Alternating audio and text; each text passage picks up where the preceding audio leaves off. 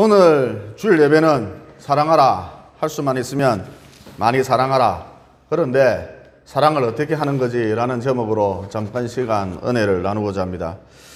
방금 우리가 읽은 요한복음 21장은 베드로에 관한 이야기입니다. 정확하게 말해서 실패한 베드로가, 망한 베드로가 회복된 이야기인 것이죠. 우선 여러분, 성경에 등장하는 베드로의 모습을 보면 특징적으로 자기가 한 말에 책임을 지지 못하더라. 그러니까 베드로는 인격적으로 결함이 있고 문제가 많은 그런 인물이었다는 것입니다. 우리 주변에도 보면 이런 사람들이 꽤 있지요. 자기가 한 말에 책임을 지지 못하는 사람, 이런 사람들을 꽤 볼 수 있죠. 여러분, 이런 사람들을 보면 어떤 생각이 드십니까? 인격적으로 저 사람 문제가 있다, 참 결함이 많은 인간이구나, 자연스럽게 이런 생각이 들 것입니다. 다시 본문으로 돌아와서 예수님께서 십자가를 지시기 전에 베드로에게 신신당부를 하지 않습니까? 시험에 들지 않도록, 베드로야 시험에 들지 않도록 깨어서 기도하거라. 베드로야 시험에 들지 않도록 깨어서 기도하라. 이렇게 예수님께서 십자가를 지시기 전 신신당부를 하지 않습니까? 그런데 그때 베드로가 어떻게 했습니까? 씩씩 코를 골면서 골아 떨어졌거든요. 또 예수님께서 어느 날 베드로를 보고 우리가 하는 일에 있어서, 하는 사역에 있어서 지금 매우 중요한 시기이고 중요한 대목을 지나고 있기 때문에, 매우 중요한 대목을 지나고 있기 때문에 사탄의 저항이 심할 것이다, 사탄의 방해가 심할 것이다, 시험이 많을 것이다. 그러므로 삼가 조심해서, 주의해서, 경계해서 시험에 들지 않도록 하라. 시험에 들지 않도록 해라. 그런데 그때 또 베드로가 어떻게 했습니까? 시험이란 시험은 자기 혼자 다 들었다는 것이죠. 그러니까 중요한 일을 앞두고 이건 반드시 지켜야 해, 매우 중요한 일을 앞두고 정신 차려야 해, 이번만큼은 정신 차려야 해, 신신당부를 했는데 베드로는 이것을 매번 어겼다는 것이죠.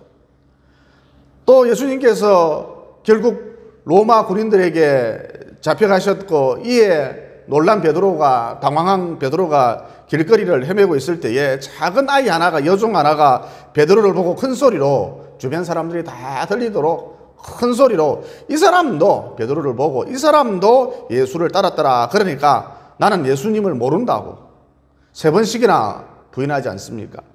심지어 예수를 향하여 저주하고 막말도 서슴지 않았지요. 그러니까 한마디로 베드로라고 하는 인물은 자기 컨트롤이 안 되는 아주 모순적인 인간, 결함현의 인간이었다는 것입니다. 결함이 많은 사람이었다는 것입니다. 또 예수님의 부활 소식을 들었다면 어떻게든 수소문을 해서 예수님을 찾아 나서야 할 것 아닙니까? 이게 제자된 마땅한 도리 아니겠어요? 그런데 베드로는 그게 뭐, 날 보고 어쩌라고, 그게 뭐, 그러면서 다시 자기 본업을 찾아서 고기잡이 하러 갔답니다.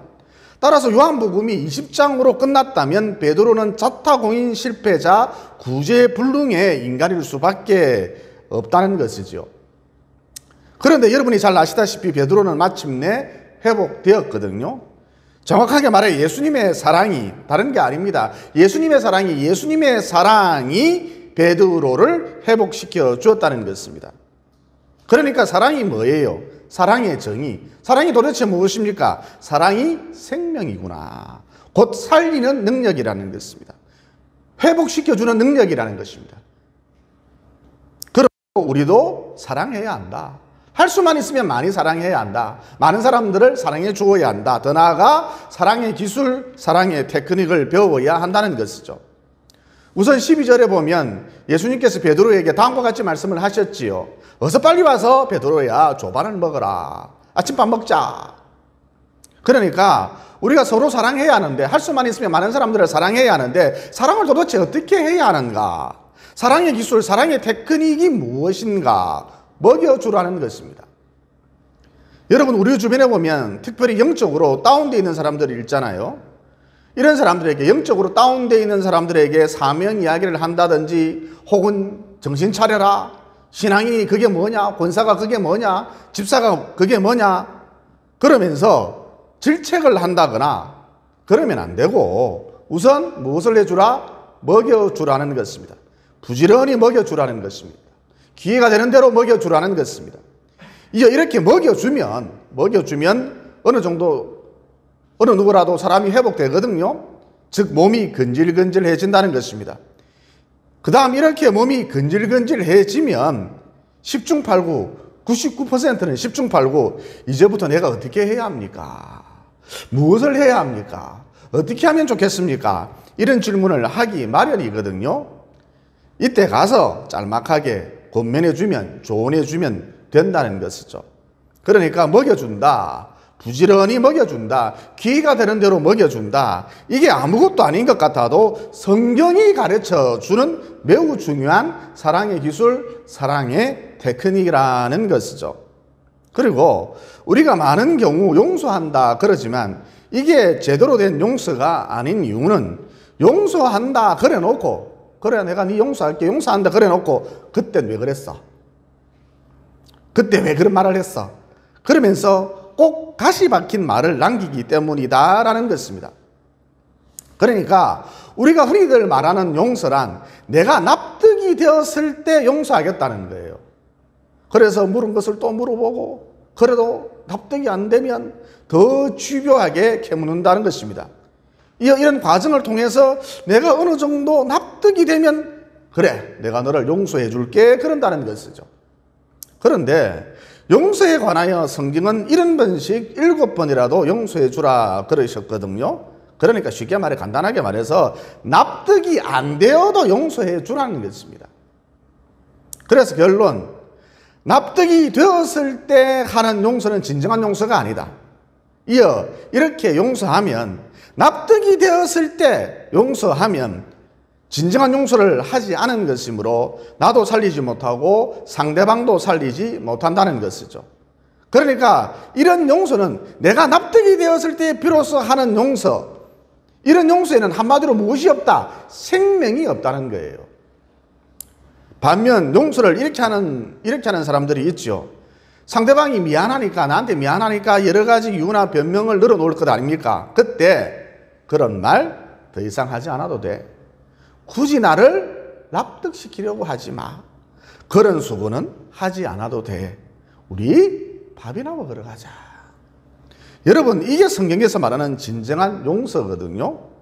그리고 이런 용서에는 생명이 들어가 있기 때문에 용서를 하는 나도 살고 용서를 받는 상대방도 살아난다는 것입니다. 그러니까 성경에서 말하는 사랑의 기술, 성경에서 말하는 사랑의 테크닉이란 용서해 주라. 어떻게 해요? 용서해 주라. 어떻게 해요? 납득이 안 되어도 용서해 주라는 것이죠. 그리고 이런 용서에는 방금 말씀드렸듯이 이런 용서에는 납득이 안 되어도 해주는 용서에는 생명이라고 하는 것이 들어가 있기 때문에 나도 살리고 상대방도 살린다는 것입니다. 막 살아나요. 이런 용서는. 그리고 여러분 우리가 어떤 거짓 신화 속에 사로잡혀 사느냐 하면 고생을 좀 해봐야 인간이 된다 그런다는 것이죠.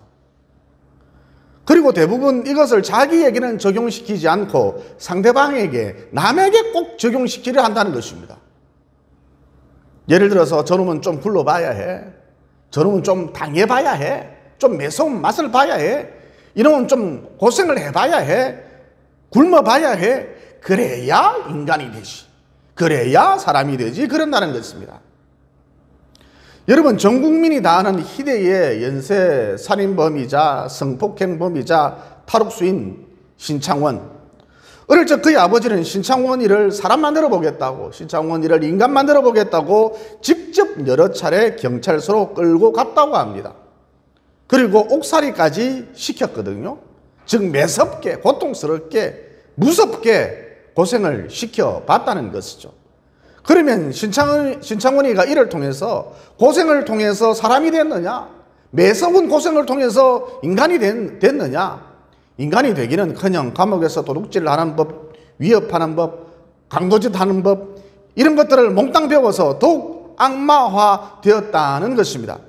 그러니까 여러분 고생 속에도 하나님의 은혜가 녹아져 있어야 그 고생을 통해서 사람이 변화될 수 있는 것이지 진탕 죽도 죽도록 고생만 하면, 진탕 죽도록 고생만 해버리면, 즉 그 고생 속에 하나님의 은혜가 없으면 사람이 더 독해지고 더 악랄해지고 더 악마화 될 뿐이라는 것이죠. 이런 관점에서 여러분, 고생 속에 하나님의 은혜가 있잖아요. 그러면 참 신비한 것이 사람이 그 고생을 통해서 부드러워진다는 것입니다. 그런데 그 하는 고생 속에 하나님의 은혜가 없으면, 진탕 고생만 해버리면 사람이 아주 강팍해지고 거칠어진다는 것입니다. 너무너무 독해져요. 그러니까 결론, 고생을 해봐야, 진탕 고생을 해봐야, 매섭게 고생을 해봐야, 굶어봐야 사람이 되는 게 아니라, 인간이 되는 게 아니라, 하나님의 은혜가 있어야 사람이 된다, 인간이 된다는 것입니다. 하나님의 은혜가 고생 속에 녹아져 있어야 사람이 부드러운 사람이 된다는 것이죠. 그리고 여러분, 사람이 살다 보면 좋은 소리도 듣지만 안 좋은 소리도 듣잖아요. 그래서 제가 어느 날 안 좋은 소리를 듣고 씩씩거리면서 흥분을 하면서 에스더 집사에게 뭐 저런 인간이 다 있노? 저에게 안 좋은 말을 한 그 사람을 가리켜서 뭐 저런 게 다 있노? 저딴 게 다 있노? 저런 부분이 다 있노? 그러면서 하소연을 늘어놓았거든요. 그러자 내보다 나이가 훨씬 어린 에스더 집사가 말하길, 목사님 뭐 그 정도의 일을 가지고 그러십니까? 그래요. 그러니까 지가 과거에 고생을 좀 해봤다는 거죠. 산전수전을 좀 겪어봤다는 거죠. 그래서 목사님이 당한 일, 안 좋은 소리, 씩씩거릴 일이 아니라, 흥분할 일이 아니라 그냥 웃고 넘길 가벼운 일이라는 것이죠. 그런데 여러분 가만히 보세요. 에스더 집사 같은 경우 과거의 산전수전을 겪었던 그 고생이 오늘을 이기게 하는 능력으로 작용하고 있잖아요. 여러분, 과거의 고생이라고 하는 것은 생각하기도 싫은 추억, 상처, 생채기, 트라우마, 쓴뿌리 같은 것이거든요.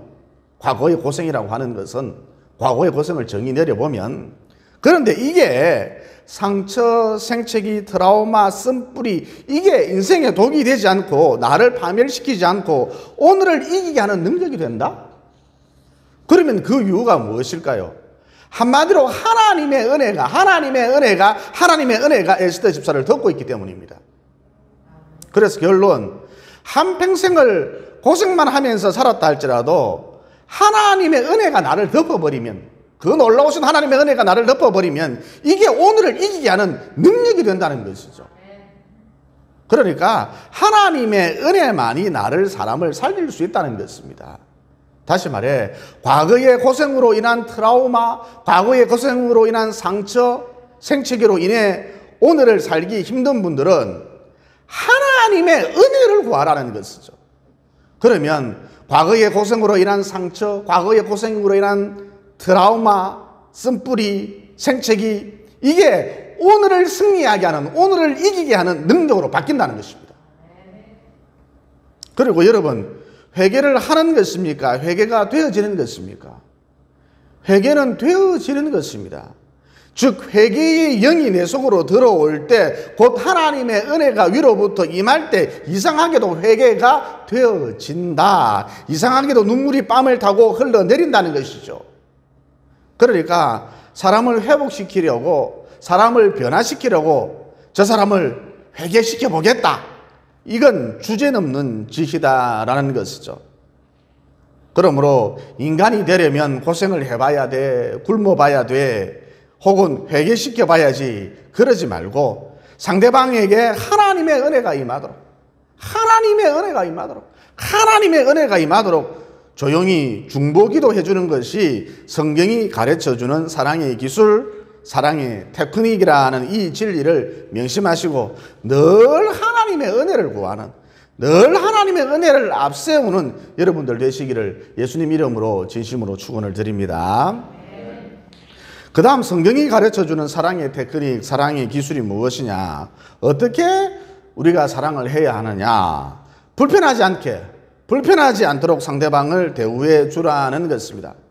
15절에 보면 이런 말씀이 나오죠. 예수님께서 베드로를 보고 하신 말씀인데, 요한의 아들 시몬아, 핵심 단어가 요한의 아들 시몬입니다. 요한의 아들 시몬아, 요한의 아들 시몬아, 내가 이 사람들보다 나를 더 사랑하느냐.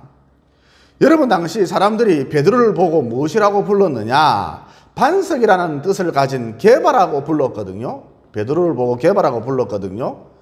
그래서 예수님도 베드로를 보고 베드로를 향하여 늘 게바야, 게바야, 게바라고 불렀습니다. 반석이라고 부른 것이죠. 그런데 오늘은 갑자기 느닷없이 베드로를 향하여서 게바라 부르지 않고 다 평소에 늘 게바라 불렀는데 게바라 부르지 않고 느닷없이 요한의 아들 시몬아 그랬거든요. 그러면 그 이유가 무엇인가? 한마디로 베드로에게 부담을 주지 않기 위해서였다는 것입니다. 그러니까 지금까지 베드로의 행동을 보면 기가 차고 어처구니가 없고 끼어서 기도하라 그러니까 쿨쿨 잠이나 자고 이렇게 기가 차고 어처구니가 없고 무엇보다 난 예수를 몰라 그 사람 도대체 뭐 하는 사람인데 그러면서 3번씩이나 배신하고 부인하고 또 예수님을 향하여 저주하는 막말도 서슴지 않고 또 자기가 한 말에 책임을 지지 않는 실망스럽기 짝이 없는 행동의 연속이었거든요. 그런데 이런 사람을 보고 베드로를 보고 겨봐야 반석아 자꾸 그런다면 이런 식으로 이름을 불러준다면 듣는 베드로 입장에서는 상당히 부담스럽고 미안하고 쑥스럽겠지요.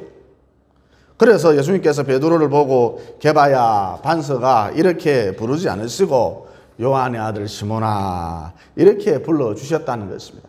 상대방을 부담스럽지 않도록 해주셨다는 것이죠. 그러니까 쉽게 말해서 제가 어떤 중범죄를 저질렀단 말입니다. 그래서 경찰서에 갔는데 형사가 현덕 씨 조서를 꾸며야 하니까 현덕 씨 이리로 오세요. 현덕 씨 왜 그런 짓을 했어요? 현덕 씨 그게 사람이 할 짓입니까? 이렇게 말을 해야 나를 이렇게 불러줘야 내가 좀 부담이 적지. 하 목사님 조서를 꾸며야 하니까 하 목사님 이리로 오세요. 목사님 맞죠? 목사님 맞죠? 목사님이 왜 그런 짓을 했어요? 포도나무 교회 담임 목사 맞죠? 목사님이 말이야. 그래서 되겠어요? 자꾸 이런 식으로 저를 목사라 부르면 제가 얼마나 부담스럽겠느냐는 것이죠. 그래서 앞서 말씀드렸듯이 예수님이 베드로를 보고 게바야 반석아 이렇게 부르지 않으시고 요한의 아들 시몬아 이렇게 불러주셨다는 것입니다. 그래서 사랑을 어떻게 해야 하느냐? 상대방을 부담스럽지 않도록 해주라는 것입니다. 그 다음 예수님이 베드로를 보고 요한의 아들 시몬아 네가 나를 사랑하느냐 이렇게 물어보셨는데 여러분 이 구절을 헬라어로 정확하게 번역을 해보면 요한의 아들 시몬아 지금 현재 이게 중심 단어입니다. 지금 현재 네가 나를 사랑하느냐. 그러니까 뭐예요? 우리 예수님은 과거를 묻지 않으신다는 것입니다. 이게 예수님의 특징입니다. 그래서 베드로는 과거 자신의 삶이 매우 부끄러웠지만 심지어 주님을 저주하고 배신한 적도 있었지만 현재 지금은 주님을 사랑하고 있다고 당당히 용기 있게 고백할 수 있었던 것이죠. 이어 그러자 주님은 옳거니 그러시면서 좋아 굿 그러시면서 베드로 너 쏙 마음에 들어 바로 그거야 그러시면서 베드로에게 초대교회를 맡기셨고 이후 그는 베드로는 초대교회의 지도자요 영적 거장이요 거성이 될 수 있었던 것입니다. 따라서 이 대목에서 우리가 얻을 수 있는 메시지가 무엇이냐? 무엇을 우리가 깨달을 수 있느냐? 우리 예수님은 사랑이신데 마음 가운데 사랑이 있으면 사람의 마음 가운데 사랑이 있으면 그 사람의 단점은 눈에 안 보이고 또 과거의 실수나 허물, 과오 이런 것은 눈에 안 들어오고 유독 장점만 눈에 띄는구나. 장점만 눈에 들어오는구나. 이어 이 장점을 부각시켜서 격려해서 칭찬해 주어서 마침내 위대한 인물을 만들어 놓는구나. 이것을 깨달을 수 있다는 것이죠. 여러분 평강공주가 누구하고 결혼을 했습니까? 바보 온다라고 결혼을 했잖아요. 그런데 이 천하의 바보를 자타공인 바보를 평강공주가 유명한 장군으로 만들어 놓지 않았습니까? 그러면 이게 가능했던 이유가 무엇인가? 한마디로 평강공주가 바보 온다를 사랑했기 때문입니다. 그러니까 방금 전 말씀드린 대로 진정으로 사랑하면 내 마음 가운데 사랑이 있으면 단점, 멍청함, 실수, 과오 이런 게 눈에 안 들어온다는 것이죠. 왜냐? 사랑이라고 하는 것은 모든 허물을 덮어버리는 능력이기 때문입니다. 그래서 군뱅이도 구르는 재주가 있다고 평강공주의 눈에 온달에게만 있는 장점이 유독 눈에 들어온 것이죠. 이어 이 장점을 평강공주가 격려하고 칭찬해 주었더니 부각시켜 주었더니 바보가 장군이 되더라는 것입니다. 그러므로 마음에 사랑이 가득하면, 내 마음 가운데 사랑이 가득하면 이상하게도 상대방의 단점은 가리워주고 눈에 안 들어오고 상대방의 장점만 눈에 들어온다, 눈에 띈다. 이어 이 장점을 자꾸 칭찬해주고 격려해주고 부각시켜주면 바보라도 천하 바보라도 마침내 위대한 인물이 된다는 이 진리를 명심하시고 우리 하나님께 하나님의 사랑을 내 마음 가운데 이식시켜 달라고, 우리 하나님께 하나님의 사랑을 내 마음 가운데 이식시켜 달라고 늘 간구하심으로 그 어떤 거렁뱅이 인생이라 할지라도, 바보 달 같은 그 어떤 거렁뱅이 인생이라 할지라도 나를 만나면, 사랑이 가득한, 하나님의 사랑이 가득한 나를 만나면 반듯해지는 위대한 남은 여생 보내시기를 예수님 이름으로 진심으로 축원을 드립니다. 덧붙여 제가 오랜 기간 목회를 하다 보니까 의도치 않게 이혼 상담을 많이 하게 되더라고요. 그런데 19은 다 남편 때문에 못 살겠다 그러더라고요. 남편 성격이 너무 이상하답니다. 그래서 여자 집사님들이 남편의 성격을 바꿔달라고, 유별난 남편의 성격을 바꿔달라고 많은 시간 울면서 기도를 했대요. 그런데 여러분, 이런 기도에는 응답이 없습니다. 쉽게 말해 남편 성격 안 바뀐다는 것이죠. 왜냐? 왜 그럴까요? 하나님이 남편을 그렇게 만들어 놓으셨기 때문입니다. 그러니까 남편 성격 바꿔달라는 기도는 창조주 하나님 참 문제가 많으시군요. 하나님도 실수할 때가 있군요. 하나님도 사람을 잘못 만드실 때가 있군요. 사실상 이런 기도이기 때문에, 즉 하나님의 거룩성을 훼손하는, 하나님의 전능성을 훼손하는 그런 기도이기 때문에 절대 응답이 없습니다. 남편 성격 바뀌지 않습니다. 그러면 도대체 어떻게 기도를 해야 하느냐? 하나님의 사랑으로 내 속을 채워달라고 기도해야 한다는 것이죠. 이렇게 기도하면 어떤 현상이 나타나느냐? 두 가지로 나타나는데, 남편 성격이 유별나다, 더 이상 이런 생각이 들지 않고 개성이 참 강하구나, 이렇게 된다는 것입니다. 조임찬님 왜 웃으세요? 난 조임찬이 너무 좋아요. 설교를 하면 반응을 바로바로 보여주시기 때문에 저쪽만 보고 해야 되겠다. 그러니까 앞서 말씀드린 대로 마음에 하나님의 사랑이 이식되면, 임하면 상대방의 단점, 모난 점 이런 게 눈에 안 들어온다니까요. 왜죠? 하나님의 사랑은 모든 허물을 덮어버리는 능력이기 때문입니다. 그리고 또 한 가지는 남편에 대한 긍휼한 마음, 불쌍한 마음이 생긴다는 것이죠. 창세기에 보면 남자를 돕는 자로 여자를 창조했다 그러셨잖아요. 그런데 여러분, 남편을 도와주려면 우선 긍휼히 여기는 마음, 불쌍히 여기는 마음이 있어야 할 것 아닙니까? 그러니까 내 속을 하나님의 사랑으로 채워주세요 이렇게 기도하면, 남편의 유별난 성격을 좀 바꿔주세요 이게 아니라, 이런 엉터리 기도가 아니라 내 속을 하나님, 나는 참 사랑할 능력이 안 되니까 내 속을 하나님의 사랑으로 채워주세요 이렇게 기도하면, 바르게 기도를 하면 남편에 대하여 긍휼히 여기는 마음, 불쌍히 여기는 마음, 남편을 보면 불쌍해요. 불쌍히 여기는 마음, 애틋한 마음이 생긴다는 것입니다. 여러분, 이게 정상적인 기도 응답이거든요. 그러므로 제대로 된 사랑을, 진정한 사랑을 하려면 어떻게 해야 하는가?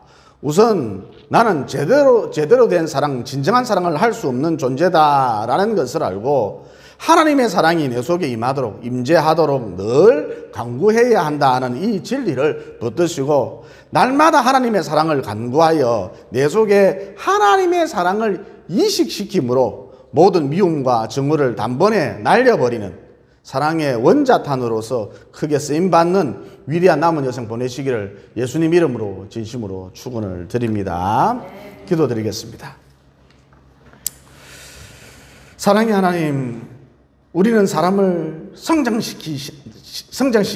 성장시킨다고 또 회복시킨답시고 곧 사랑한답시고 저놈은 좀 굶어봐야 해, 당해봐야 해, 고생 좀 해봐야 해 그러는데 그 고생 속에 하나님의 은혜가 없으면 사람이 더 악랄해지고 더 독해지고 악마화 될 뿐이라는 진리를 깨닫게 되었습니다.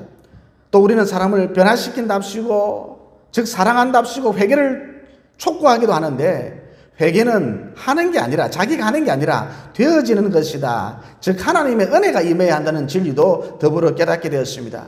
그러므로 상대방에게 항상 하나님의 은혜가 임하도록 중보기도 해 줌으로써 그를 진정으로 사랑할 수 있도록 도와주시옵소서. 그리고 마음 가운데 사랑이 있으면 다른 사람의 허물, 과오, 실수, 단점 이런 게 잘 안 보이고 유독 장점이 눈에 띈다. 그리고 이 장점을 격려해주고 칭찬해주고 부각시켜준다는 진리도 깨닫게 되었습니다.